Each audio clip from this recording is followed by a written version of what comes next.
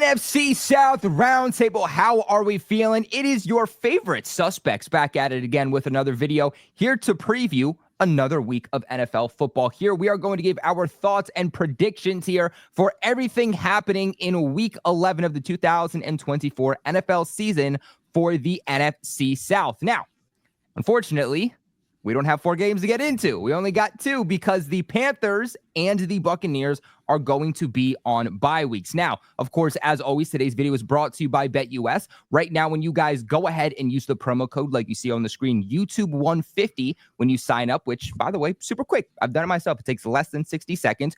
You will grandfather yourself in to a limited time exclusive offer of a 150% sign-up bonus on your first deposit, followed by 125 on your next 2, all the way up to $2,000. BetUS can also give you a 200% crypto deposit bonus, 10% back on your net losses 2 times a year, which is absolutely insane and very, very generous, something that no other sports book is ever doing. And they can give you your very own personalized account manager.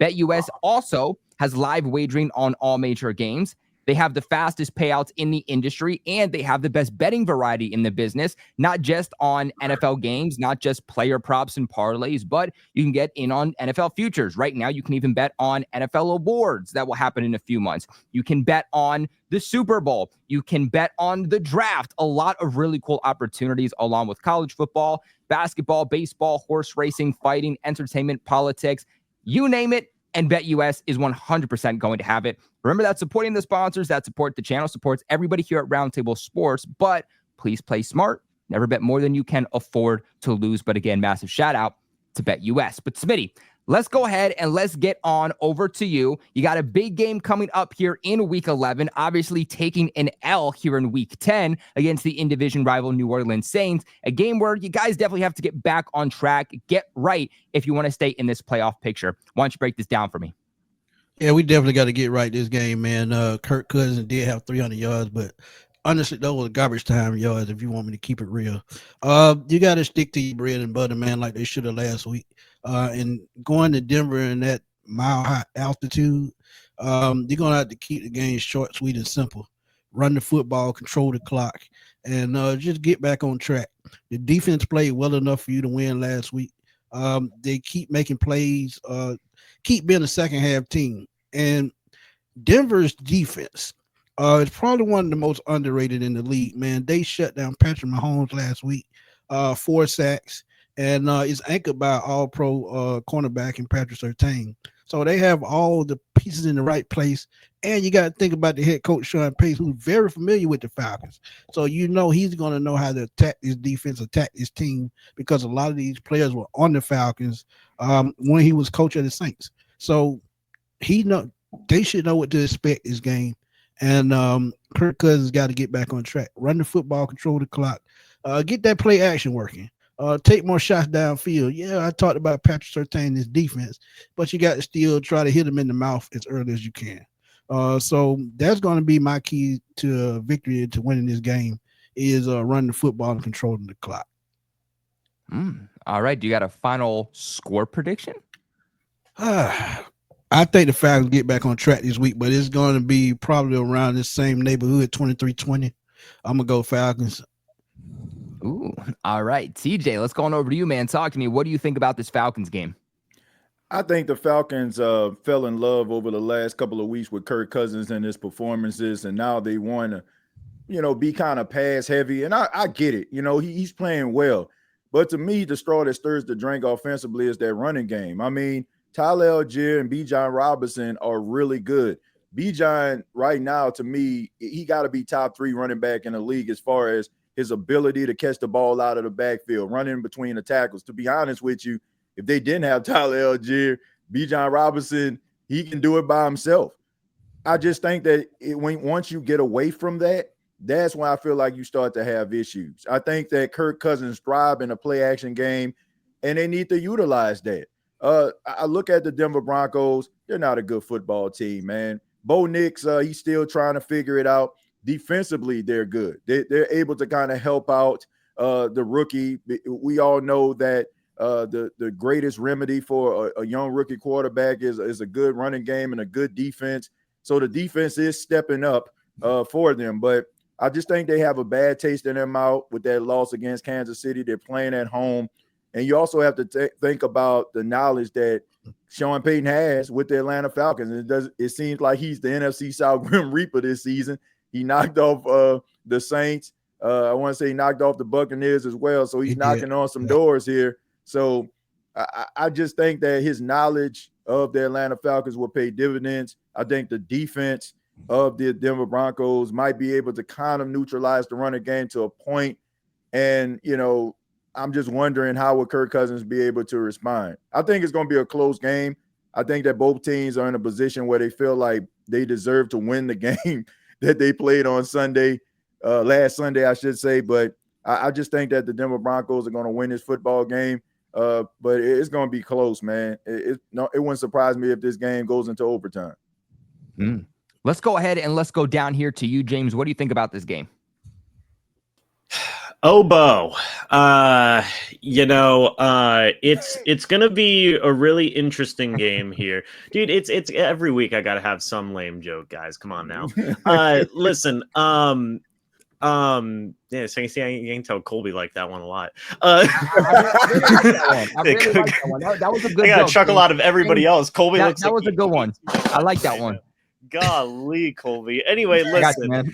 Good Lord. Anyway, back to this game. Listen, the Broncos are such an annoying team to play against. From my experience watching the Bucs play, that defense is genuinely one of the best defenses in the league. That pass rush, just every single aspect of that Broncos defense is really good. And to be honest, I don't think Bo Nix has had a great season this year, but there is just certain things that Sean Payton can do with him where it's just enough to where they are finding ways to win some football games. And they were literally a blocked field goal away from beating the Kansas City Chiefs. So, I mean, like, this is a Broncos team that can certainly compete. I think this is going to be a gritty game, like a real just grind out type of game where I think ultimately the biggest battle is going to be the Falcons rushing attack versus that Broncos defense. I think that's going to be one of the biggest deciders, because I think in terms of the Falcons passing offense versus that Broncos defense, I honestly would probably I'd give the nod to the Broncos, just because that pass rush has been electric this year. They've been finding so many different ways to get after quarterbacks. And another big thing is that for the Falcons defense versus the Broncos offense, you can't let Bo Nix keep them in this game. You can't let them get cute on offense like Sean Payton has done in the past this season with certain types of just trick plays and whatnot, and just using Bo Nix in these weird kind of cutesy creative types of ways, and it'll keep the Broncos in a game. That's kind of the keys for the Falcons to win this game. I will give them the win, the Falcons, that is. I think they rebound here. I do think it's going to be a pretty close game. One thing I think that's going to be huge is Younghoe Koo having a big bounce back game after missing some field goals here. I think he will do that. Every time he's had a bad game this year, he's been able to bounce back. So I think he will be able to do that going forward here. I have the Falcons winning, let's say 23-17. Ooh, all right. I mean, this is a big game too, right? We have to remember playoff implications are now important for all these teams. Any given week, not just that, but this is also a playoff matchup. Now I understand they're not in the same conference here, but still, I mean, the Broncos, they're currently a playoff team. The Falcons, they're currently a playoff team. So this is definitely going to be a good one. Clay, why don't you wrap us up?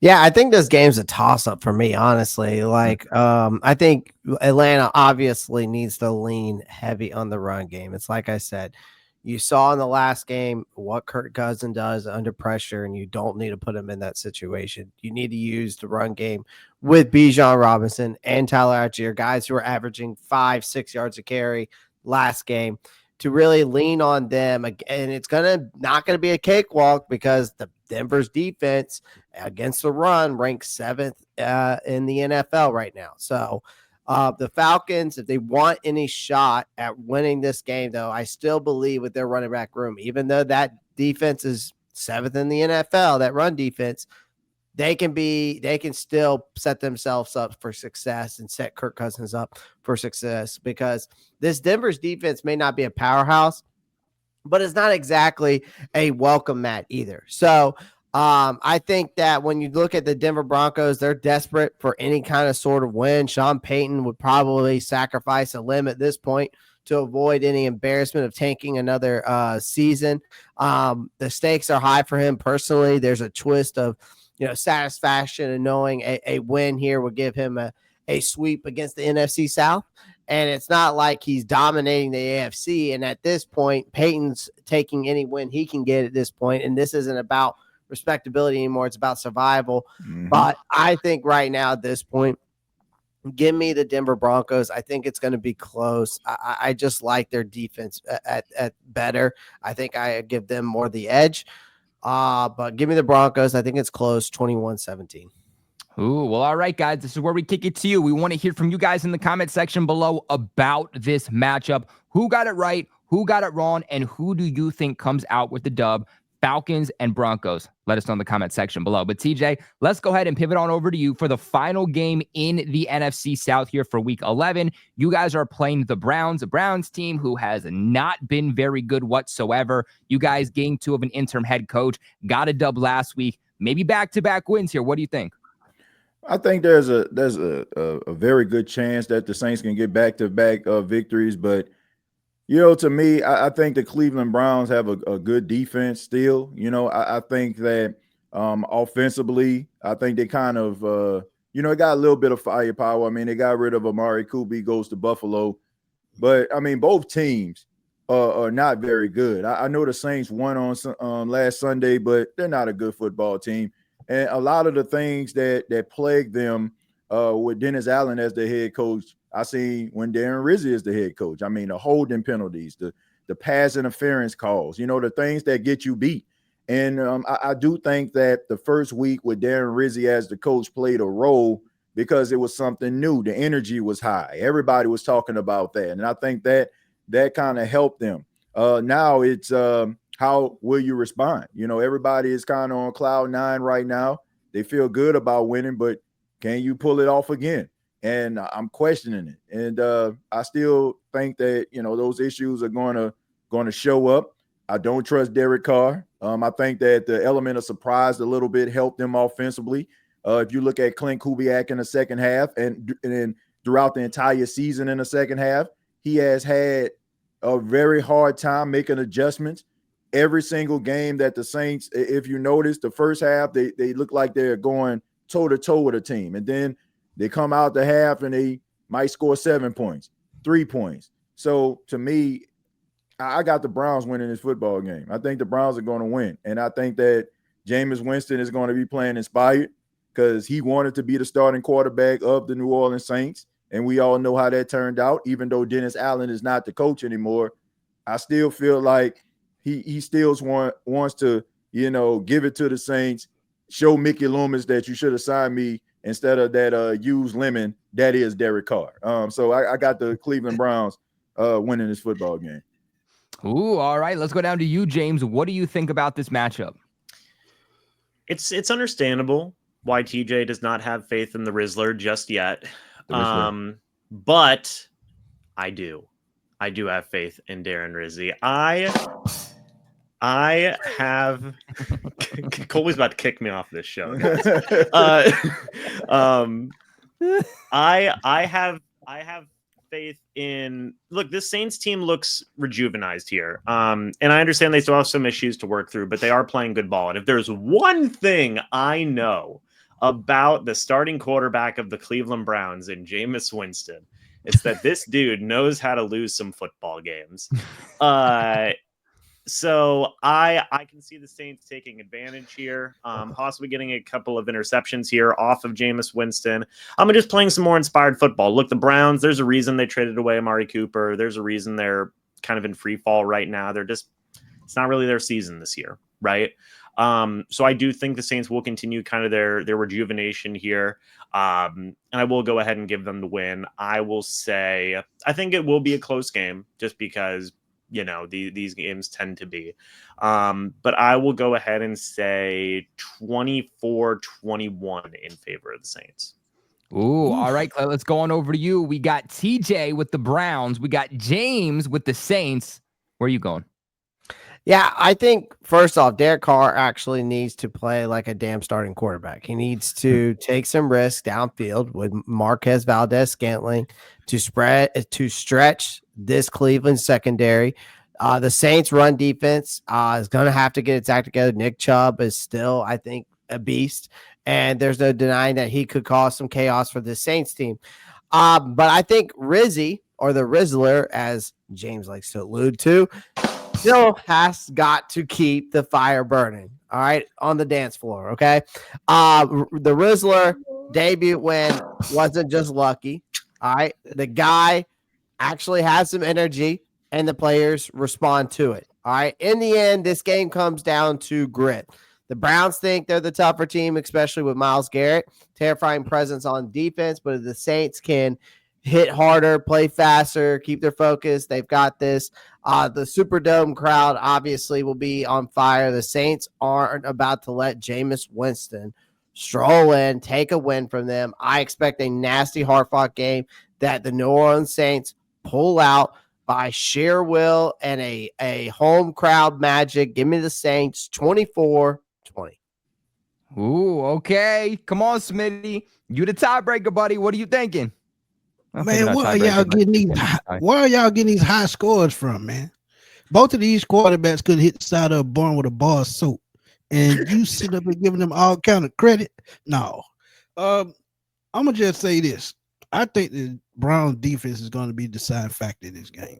I think they will get out to Derek Carr, and I think this is the game that Nick Chubb bounces back from that knee injury.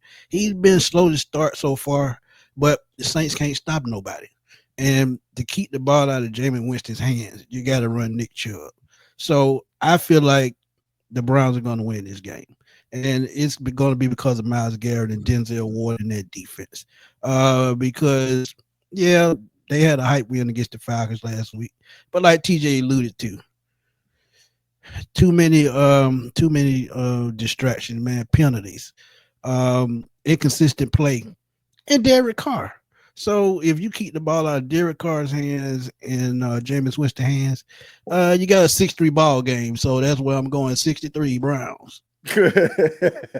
Hey, man. I said that Smitty was going to be the tiebreaker. I actually lied to you guys. Smitty was the tie.